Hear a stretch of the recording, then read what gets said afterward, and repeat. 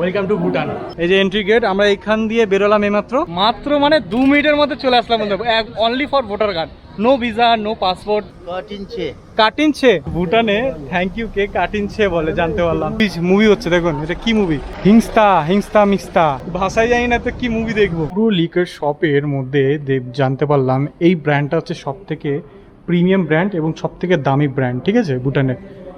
এটা হচ্ছে সব থেকে দামি ব্র্যান্ড এবং প্রিমিয়াম ব্র্যান্ড ভুটানের মধ্যে। বাপরে 16,200 টাকা, 3 লিটার আছে এটাতে। বাপরে বাপ, 46,675 টাকার মদ বন্ধুগণ। যদি ভিসা নিয়ে আসো তাহলে হাফ দামে তোমরা পেয়ে যাবে 23,040 টাকায়। আমরা মদ প্রেমী নই, ঠিক আছে, লিকার খাই না, বাট যারা যারা খান তাদের জন্য দেখানো।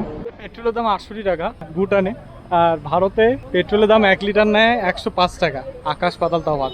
আর ডিজেলের দাম মাত্র 60 টাকা। এখানে না টাকা ভাঙিয়ে নিলাম, আমি 10 টাকার একটা ভারতীয় টাকা দিলাম আর 10 টাকা একটা ভুটানিজ টাকা নিয়ে নিয়েছি।